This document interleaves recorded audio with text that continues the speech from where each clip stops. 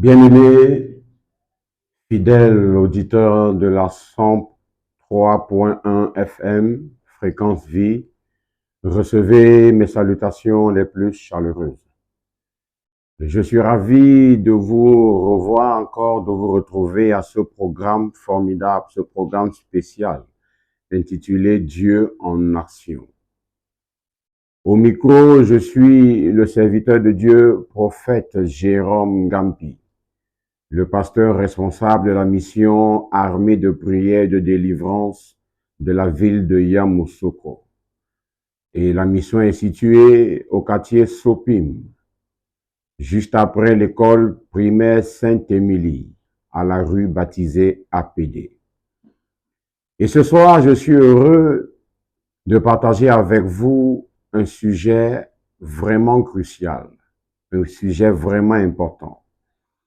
Vous savez, nous sommes en train d'entrer en plein fouet dans le 12e mois de l'année grégorienne ou encore l'année romaine. Je le précise parce que le calendrier que nous suivons n'est pas le calendrier biblique, mais le calendrier grégorien. Et ce calendrier grégorien est contrôlé par l'entité qu'on appelle Lucifer. Et dans ce calendrier grégorien, il a bouleversé l'ordre des mois que le Créateur, Jésus-Christ de Nazareth, avait établi. Pour nous chrétiens, le dernier mois de l'année, c'est le mois de mars. Et le premier mois, c'est le mois d'avril. Voilà pourquoi Satan, dans sa ruse, a transformé le premier mois de Dieu en mois de mensonge. Tu te rappelles sûrement du fameux poisson d'avril qui amène beaucoup de personnes à mentir, à blaguer dans le mensonge en disant poisson d'avril. Mais c'est pas le sujet qui est important aujourd'hui. Le mois de décembre, spirituellement, est un mois de sacrifice. C'est un mois où spirituellement, on est appelé à combler tous les contrats qu'on a signés pendant l'année. Il y a 2 mois dans l'année grégorienne qui sont les mois de sang, des mois de sacrifice. Il y a le 6e mois qui est le mois de juin. Il y a le 12e. Le 6e mois, c'est le mois dédié à Satan. Et le 12e mois également, c'est un mois de sacrifice. Actuellement, où je vous parle, l'esprit de mort a été relâché dans toute sa puissance. Parce qu'il faut que ceux qui ont signé des contrats, qui ont dit qu'ils doivent donner des personnes, qu'ils doivent donner des semences des hommes, qu'ils doivent donner les fœtus des enfants, qu'ils doivent donner la virginité des enfants, ils sont à l'œuvre déjà pour pouvoir assoupir tous ces désirs-là. Et c'est pourquoi le sujet que nous allons traiter aujourd'hui, le titre le thème de ce soir s'appelle la mort ou encore l'esprit de mort. Ce soir, je vais partager avec toi ce que c'est que l'esprit de mort. Et tu vas comprendre avec moi ce soir que l'esprit de mort est un esprit qui contrôle tous les êtres humains sur la terre, à l'exception de ceux et celles qui ont véritablement accepté le Seigneur Jésus-Christ et qui sont passés par une délivrance totale et profonde. Je vais commencer par le livre de Proverbes. Livre de Proverbes, le chapitre 14, le verset 12. La Bible nous dit ceci. Telle voie paraît droite à un homme, mais son issue, c'est la voie de la mort. Je reprends.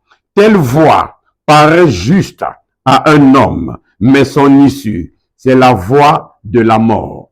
Et dans le livre de 1 Corinthiens 15, le verset 56, la Bible dit, l'aiguillon de la mort, c'est le péché. L'aiguillon de la mort, c'est le péché. Et ce qui donne sa puissance au péché, c'est la loi. Bien-aimé, mon frère, ma sœur, le sujet de ce soir, je t'invite à t'asseoir sérieusement et à demander au Seigneur de te parler. Voilà pourquoi je vais t'inviter à fermer les yeux, nous allons prier. Béni sois-tu, Père Saint, Père fidèle, pour la grâce et l'opportunité que tu nous donnes encore de pouvoir édifier ton peuple. Tu as dit dans ta parole, dans le livre de Jean 8, le verset 32, tu as dit, vous connaîtrez la vérité et celle-ci vous rendra libre, celle-ci vous délivrera. Et ce soir, tu m'as mandaté, Seigneur Jésus-Christ, de venir révéler les œuvres des ténèbres, de venir arracher tes âmes, tes enfants, dans les mains de l'esprit de la mort. Son nom même, il s'appelle Hadès, le prince des enfers. C'est un démon qui contrôle l'enfer de Satan. J'espère que tu sais, mon bien-aimé, que l'enfer de Dieu n'est pas encore créé. L'enfer de Dieu n'est pas encore créé. L'enfer qui existe maintenant, c'est l'enfer de Satan. Il a créé lui-même pour pouvoir torturer ceux et celles qui sont rebelles à sa volonté. Non, Jésus-Christ de Nazareth est présent ce soir pour nous éclairer, pour nous édifier. Tout à l'heure, le téléphone sera ouvert et tu auras la possibilité d'appeler, de poser les questions. Également, nous pourrons prier pour toi. Pour mieux comprendre ce que c'est que l'esprit de mort, la mort, nous allons retourner dans la Genèse, qui veut dire le commencement de toutes choses. Dans le livre de Genèse, le chapitre 1, le verset 26, la Bible dit, « Puis Dieu dit, faisons l'homme à notre image, selon notre ressemblance. » Je vais m'arrêter à cette première partie. La Bible dit, « Puis Dieu dit, faisons l'homme à notre image. » Ça, c'est un. L'homme a été créé à l'image de Dieu. L'image est statique. L'image ne change pas. Une image, même si elle a fait 100 ans sur place, elle reste la même image. Elle ne change pas. Voilà pourquoi Dieu a un problème quand l'homme change l'image qu'il lui a donnée. On y reviendra dans une autre émission. Et la deuxième partie dit selon notre ressemblance. Il n'a pas dit et à notre ressemblance, il a dit selon. Ça veut dire quoi? À la création, l'homme n'avait pas encore la ressemblance totale de Dieu. Si oui, si l'homme avait cette ressemblance totale, l'homme n'allait pas pécher. Parce que Dieu ne pêche pas. Donc, ressembler à Dieu, c'est porter en soi toutes les caractéristiques de Dieu. C'est porter en soi la personnalité de Dieu, le caractère de Dieu, toute la sainteté de Dieu. J'espère qu'on se comprend. Donc ici, Dieu dit, Dieu crée l'homme à son image. Ça veut dire que Dieu crée l'homme comme un petit Dieu. Et il crée l'homme selon sa ressemblance. Ça veut dire qu'il a prévu que l'homme, après avoir traversé un parcours, devait le ressembler effectivement dans sa totalité.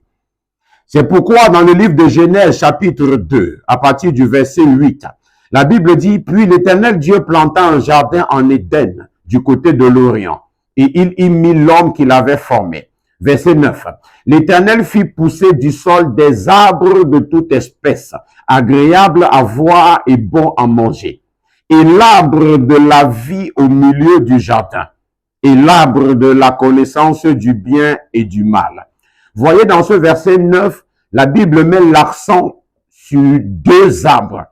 Bien qu'il dit que l'Éternel fit pousser toute espèce d'arbres, il ne cite pas ces espèces, mais il cite deux espèces.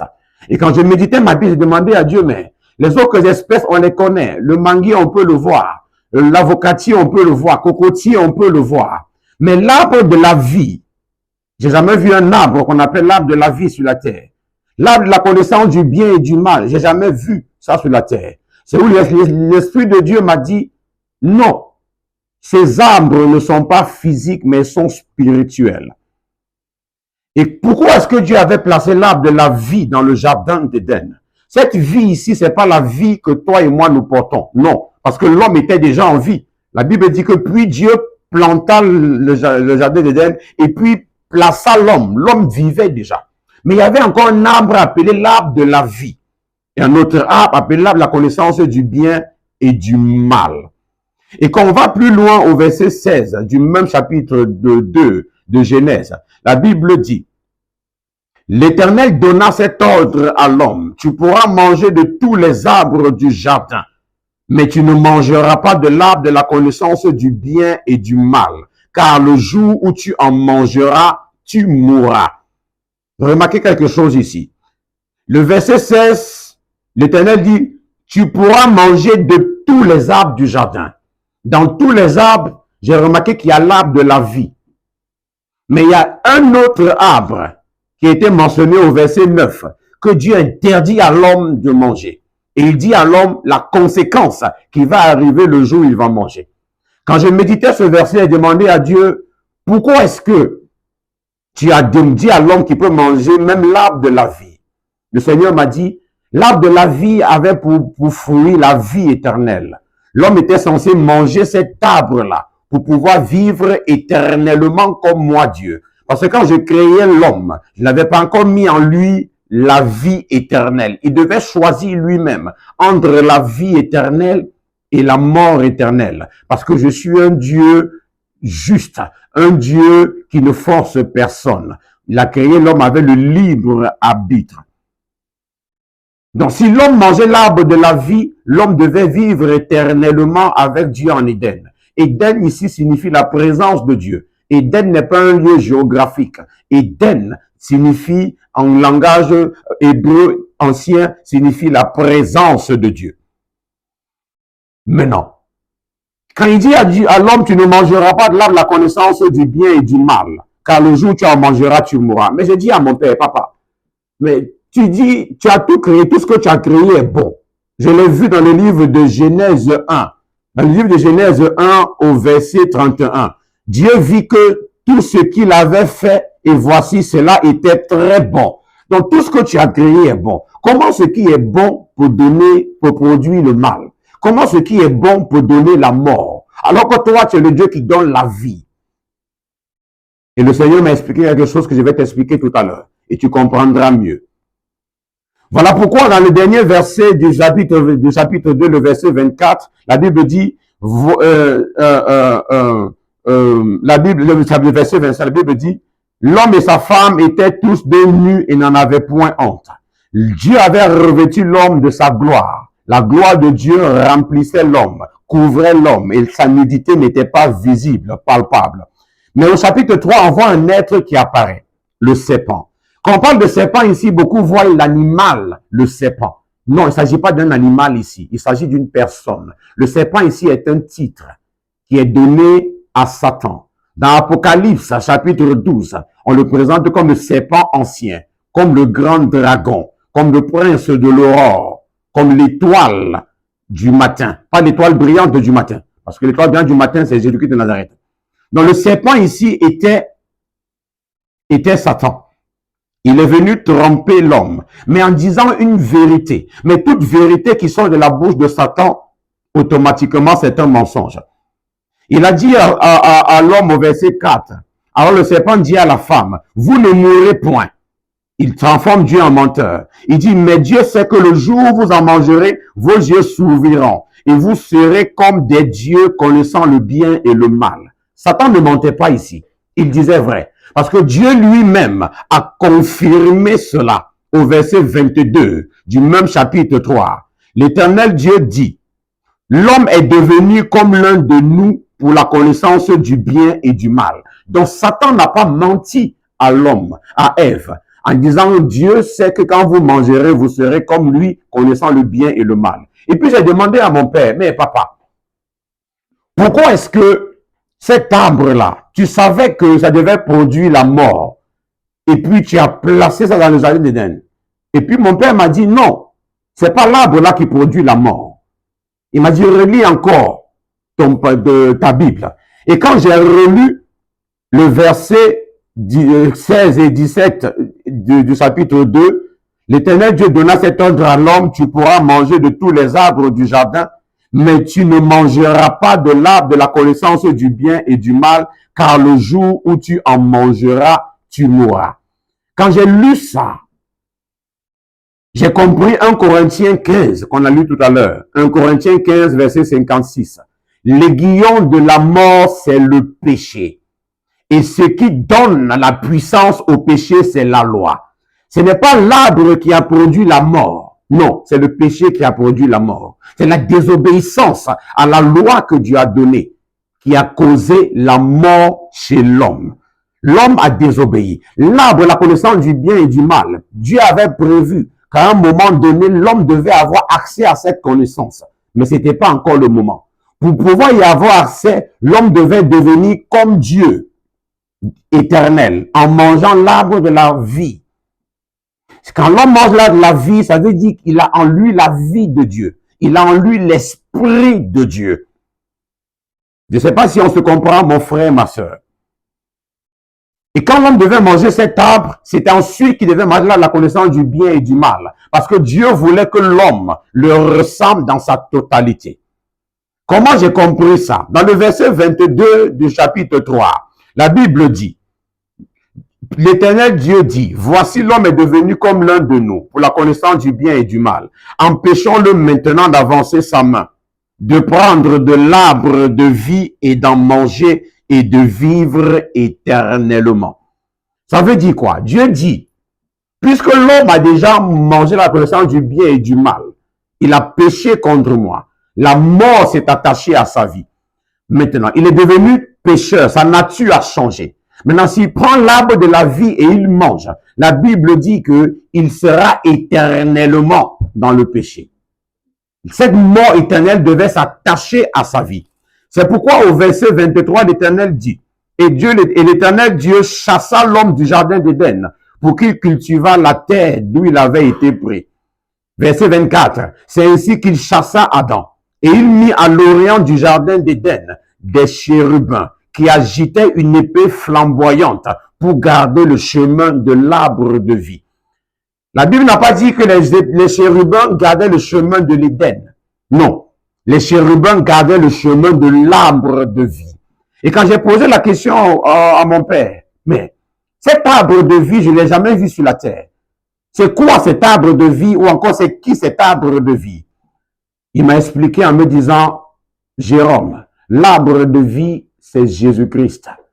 Moi, Dieu, je me suis fait chair et je suis revenu sur la terre.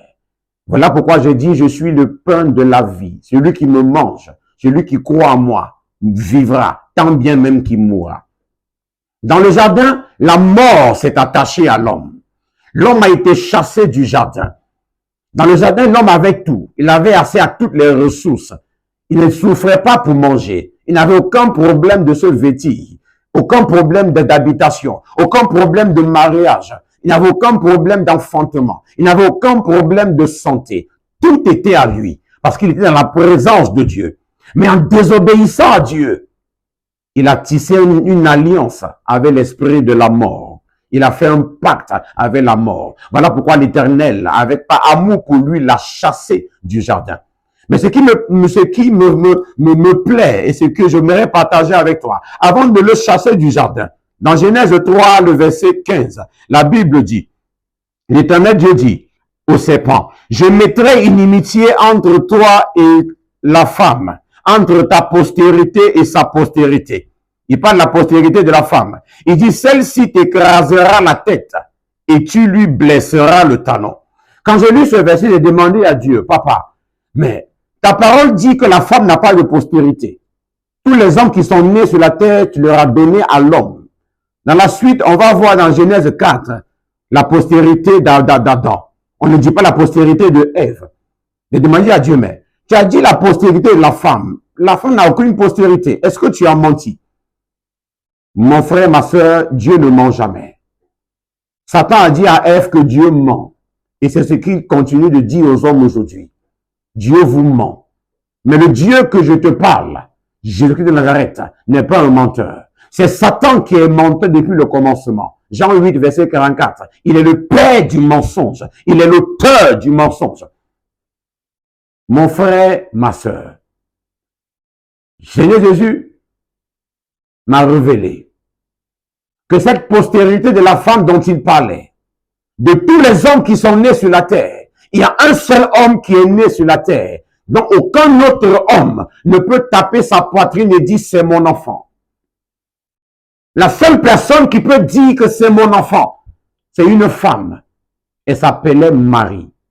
Jésus-Christ est la postérité de la femme. Il n'a pas été conçu d'un homme, mais non. Il a été conçu de Dieu lui-même. Une femme l'a enfanté. Donc Dieu prophétisait par là que de la femme sortira un homme qui ne sera pas comme les autres hommes. Il n'appartiendra pas à la postérité des autres hommes sur la terre. Et cet homme-là, c'est à lui que je donnerai le pouvoir d'écraser ta tête. toi le prince de la mort, toi l'auteur de la mort, tu seras vaincu. C'est vrai, tu as vaincu ma créature, mais toi tu seras vaincu. Voilà pourquoi Jésus-Christ de Nazareth est venu sur la terre. Et dans Colossiens 2, le verset 15, la Bible dit qu'il a dépouillé les dominations, les autorités, les a livrées publiquement en spectacle, en triomphant d'elles par la croix. C'est sur la croix que Jésus-Christ de Nazareth a écrasé la tête du serpent. Et c'est sur cette même croix que le serpent lui a mordu le talon. Quand Satan envoyait Jésus sur la croix, il pensait tuer Jésus. Mais il était juste en train de blesser son talon.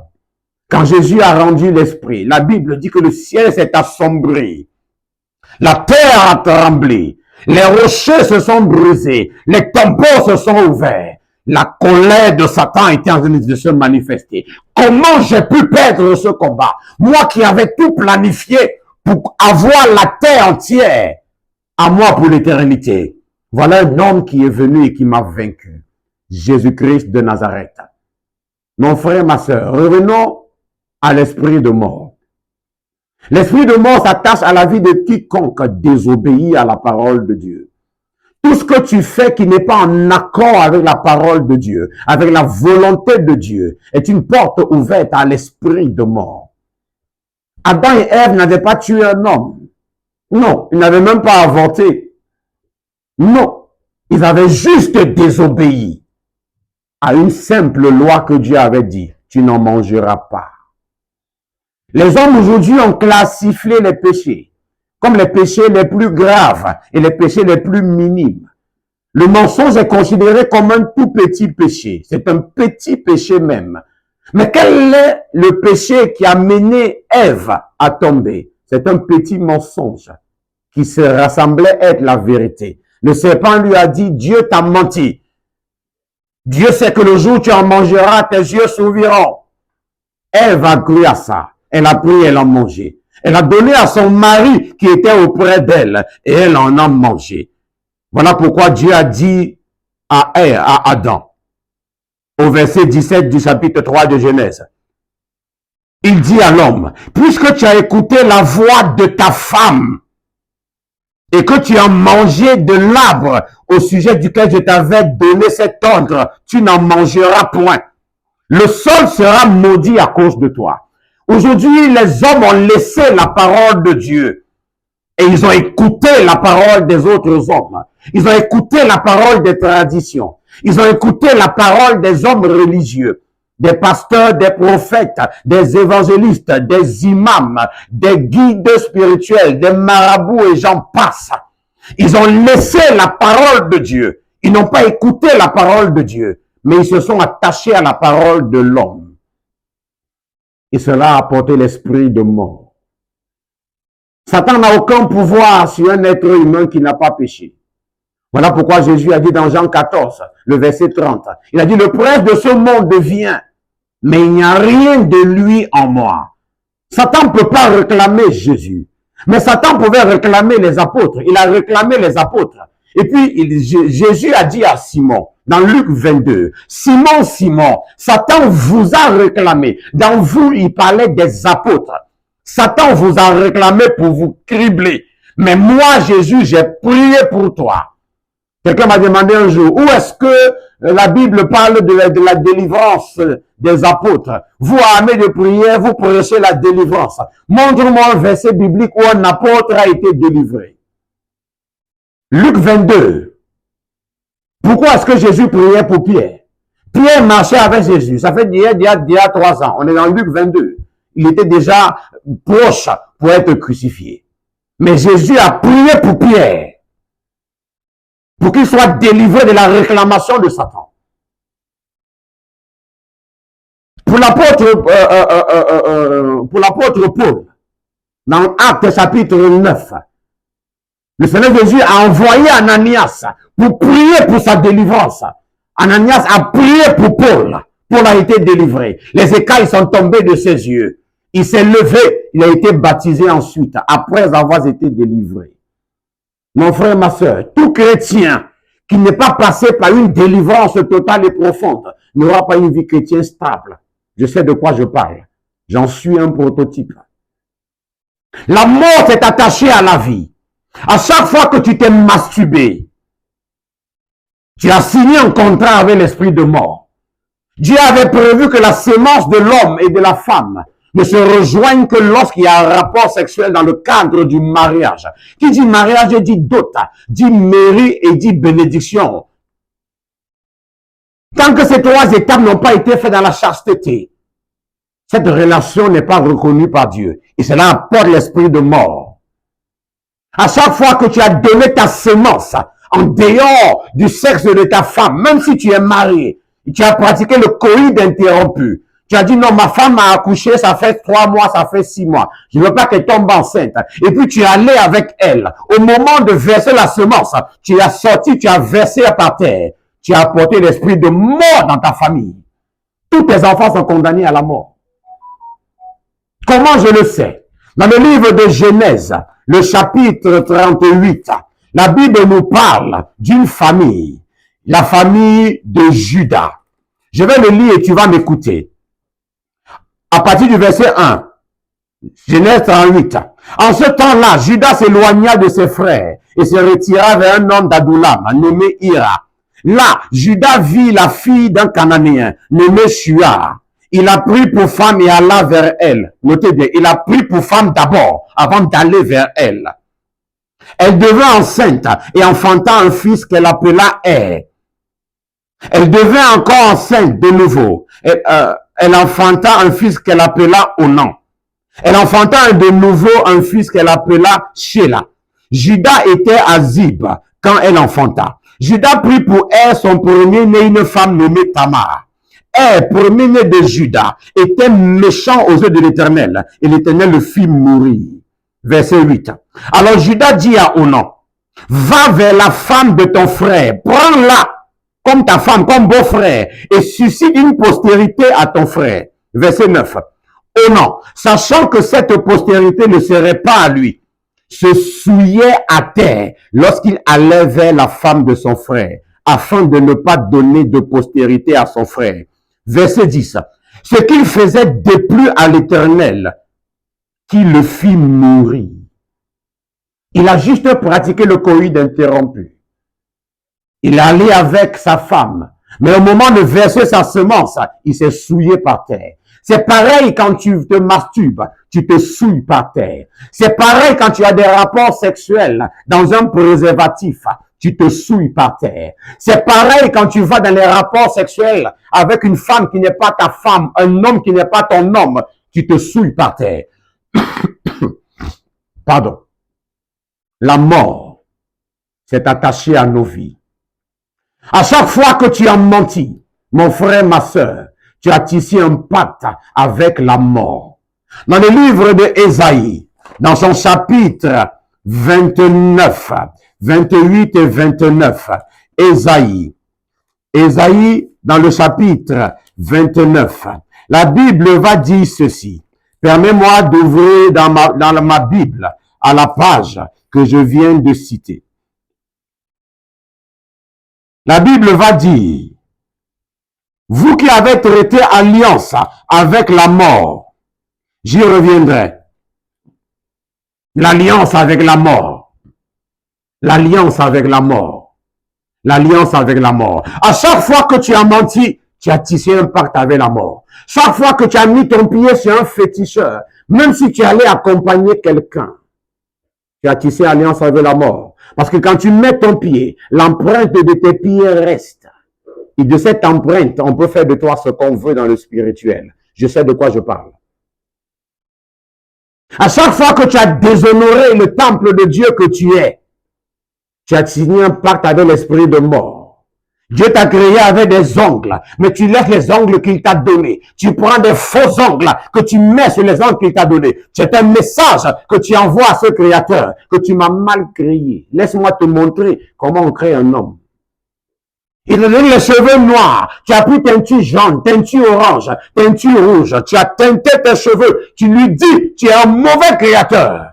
Laisse-moi te montrer la meilleure couleur qu'il m'aurait allé. Les cheveux frisés, tu les as défrisés. Tu laisses tes propres cheveux et puis tu prends des cheveux artificiels, tu mets sur ta tête et tu dis non, tout est sanctifié par la parole.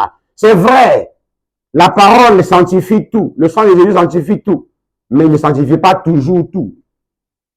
Dieu ne sanctifie pas ce qui ne vient pas de lui, il t'a déjà donné les cheveux. Dieu ne bénit pas un mariage qui a été conçu dans le mensonge. Tu as connu ta femme avant de l'épouser. Vous étiez à l'église même. Vous avez menti au pasteur. On ne s'est même pas embrassé. On ne s'est même pas touché. Alors que vous avez couché ensemble. Le pasteur innocent vous a béni. C'est le pasteur qui vous a béni. C'est pas Dieu. Le pasteur est un instrument. Dieu ne bénit pas ce qu'il ne reconnaît pas. La mort s'est attachée à ta vie. Mon frère, ma soeur, tu allais porter une grossesse.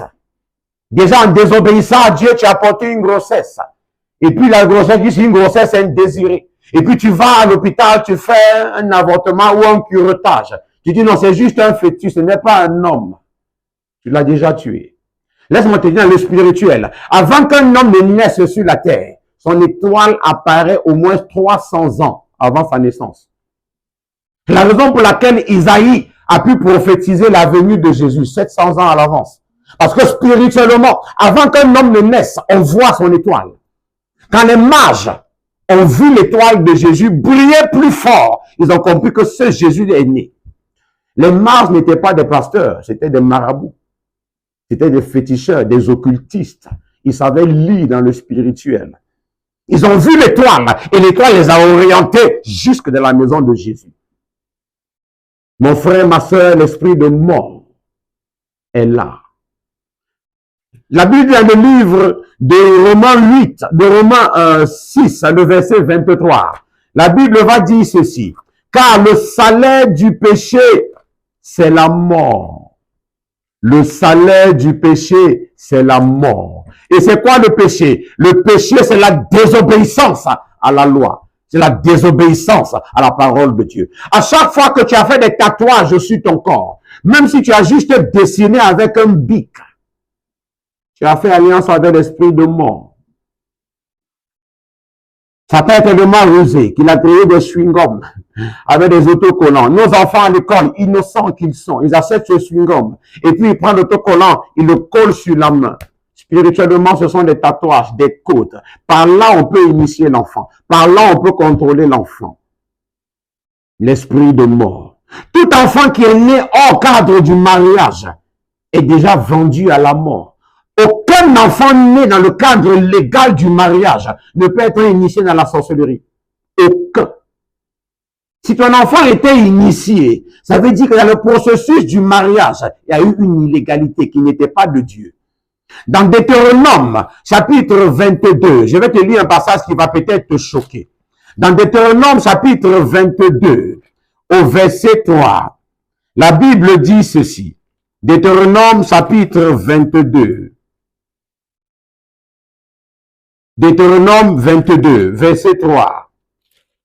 La Bible dit,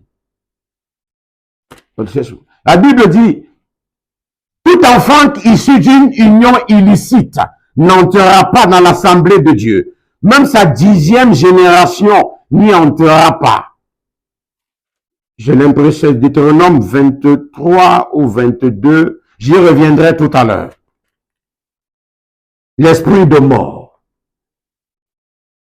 Quiconque a fait un pacte dans une secte occulte, si tu as une fois visité, tu es juste allé dans une loge, juste pour te renseigner même. Et puis, tu n'as pas signé le contrat. Tu as signé pacte avec la mort. Toute personne qui est née d'une famille où il se trouve un franc-maçon, où se trouve un rosicrucien, où se trouve un illuminati, cette famille est déjà livrée à la mort, est livrée à Satan. Tous les enfants sont livrés à Satan. Voilà pourquoi, mon frère, ma soeur, je suis là ce soir pour t'exhorter à te détacher de la mort. La Bible dit que tous sont péchés et sont privés de la gloire de Dieu. Romains 3, 23. Mais Romains 6, 23, la Bible dit que le salaire du péché, c'est la mort. Mais le don gratuit de Dieu, c'est la vie éternelle en Jésus-Christ. La seule personne qui peut te délivrer de l'esprit de mort, c'est Jésus-Christ. À chaque fois que tu as menti à un homme que tu es enceinte, alors que tu ne l'étais pas, tu as fait un pacte avec la mort. À chaque fois que tu as escroqué quelqu'un, tu as fait un pacte avec la mort. À chaque fois que tu as désobéi à Dieu, tu as fait un pacte avec la mort. Des personnes vivent des situations difficiles. Quand on parle de l'esprit de mort, beaucoup voient uniquement la mort physique. Non, l'esprit de mort touche tous les domaines. Il y a la mort financière, il y a la mort émotionnelle, il y a la mort relationnelle, il y a la mort physique, il y a la mort spirituelle, il y a la mort éternelle. L'esprit de mort attaque les entrailles d'une femme et l'empêche d'accoucher. La plupart des femmes qui n'accouchent pas, leurs entrailles, leur utérus a été livré à Moloch. Moloch était une déesse, était un dieu de l'Antiquité. On le trouve dans la Bible, dans le livre de Lévitique, chapitre 20. Tu trouveras Moloch.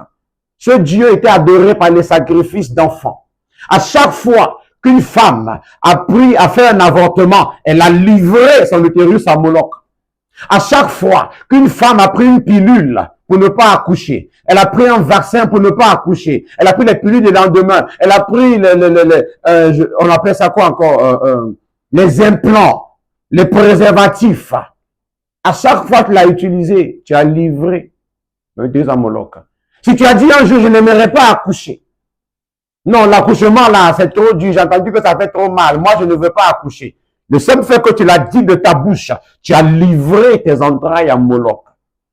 Voilà pourquoi tu peux tomber enceinte, mais l'enfant ne reste pas.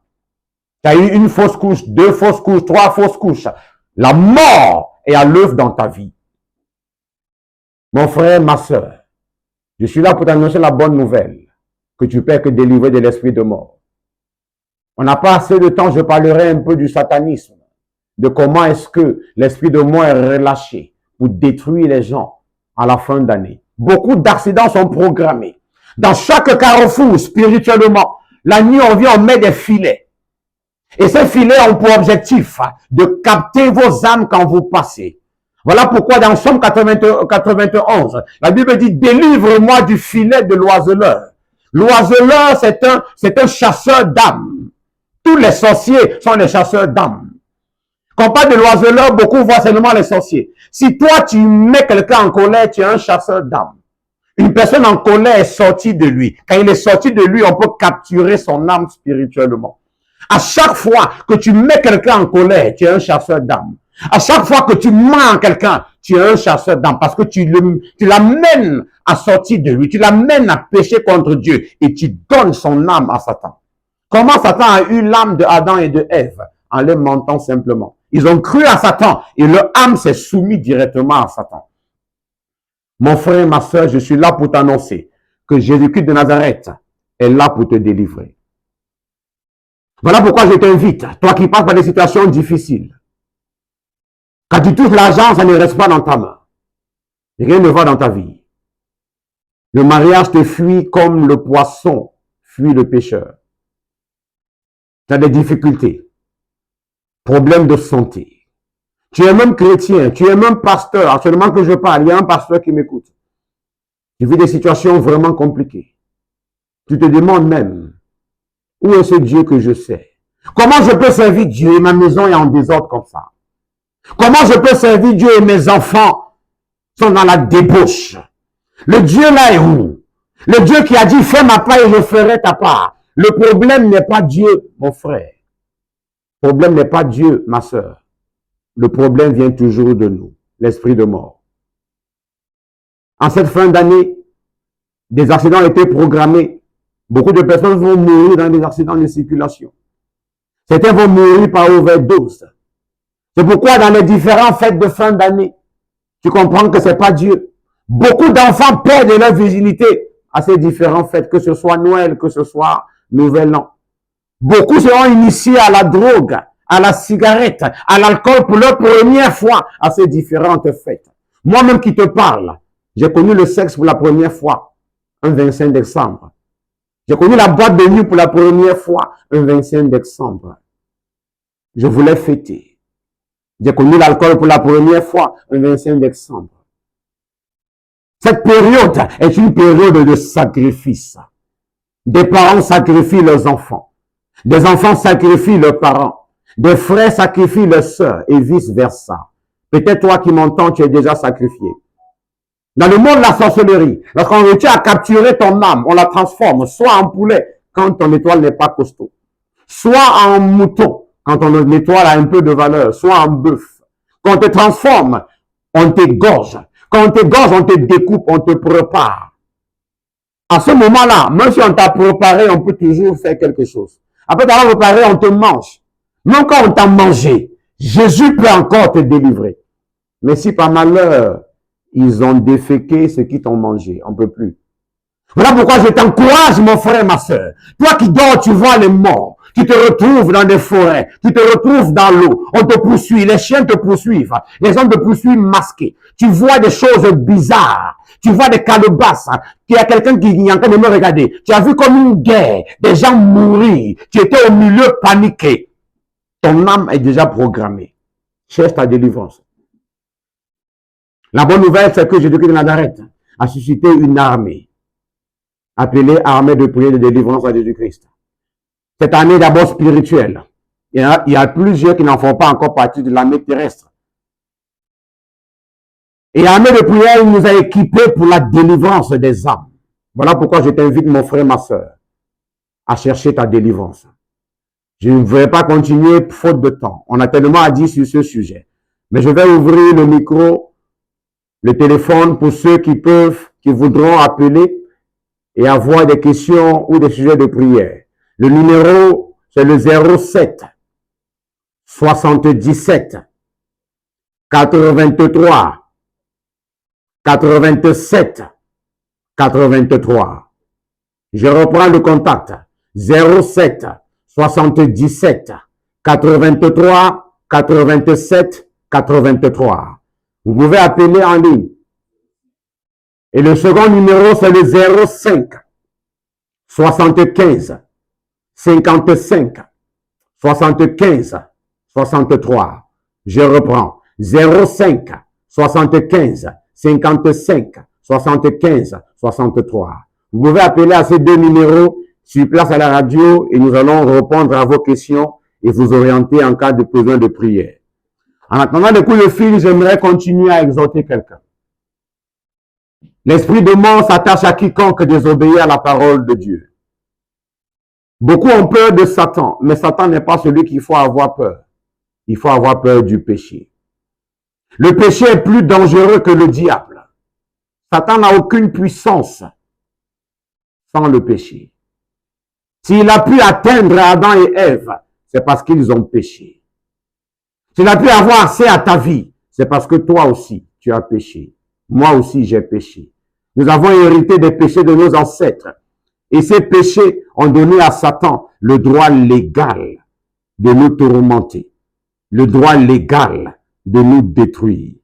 Voilà pourquoi, mon frère, ma soeur, je t'invite à chercher ta délivrance. Toi qui m'écoutes sur les réseaux sociaux, appelle ce contact, peu importe ton pays, peu importe ta nation, peu importe ta ville, peu importe ta situation. Jésus-Christ de Nazareth est le même hier, le même aujourd'hui, le même éternellement.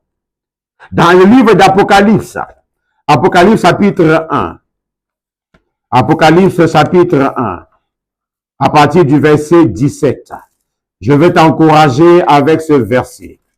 Toi qui es désespéré, toi qu'on a dit qu'on ne peut plus rien pour toi, tu souffres de cancer, l'hôpital t'a dit va à la maison pour attendre de la mort. Je veux t'annoncer que l'hôpital a dit son dernier mot, mais pas Jésus-Christ. Apocalypse 1 à partir du verset 17, la Bible dit, quand je le vis, je tombai à ses pieds comme mort. Il posa sur moi sa main droite en disant, ne crains point, je suis le premier et le dernier, le vivant. J'étais mort et voici, je suis vivant au siècle des siècles. Je tiens les clés de la mort et du séjour des morts. Jésus-Christ de Nazareth tient les clés de la mort et du séjour des morts. Pour ceux qui aimeraient contacter directement le serviteur de Dieu que je suis, vous prenez ce contact et nous allons vous recevoir inbox. C'est le 07. Ça, c'est le numéro personnel du prophète. 07 69 59 22 64. Je reprends le contact. 07 69 59 22 64. Je reprends encore. 07 69 59 22 64. Vous pouvez envoyer un WhatsApp. Vous pouvez biper si vous n'avez pas de crédit. Nous allons vous rappeler. Jésus-Christ de Nazareth t'aime. Il a un plan merveilleux pour ta vie. Peu importe la situation que tu vis, tant que tu as le souffle de vie, si tu m'écoutes, ça veut dire qu'il y a de l'espoir pour toi. Parce que celui qui était mort et qui est revenu à la vie, il a vaincu la mort. Il tient les clés de la mort et du séjour des morts. Il s'appelle Jésus-Christ de Nazareth. Peu importe ta situation, mon frère, ma soeur, Jésus peut te délivrer. Toi qui as signé un pacte dans des sectes, toi qui as vendu ton âme dans la sorcellerie, qui as vendu tout, Jésus peut te délivrer. Je vais terminer par cette parole. Jésus-Christ de Nazareth est le Dieu de la délivrance. Viens à lui, tu seras délivré. Nous sommes situés à Sopim, juste après l'école primaire Sainte-Émilie, à la rue APD. Contacte-nous à ces contacts que nous t'avons donnés. Nous allons prier pour toi et Jésus-Christ va te délivrer. Que Dieu te bénisse.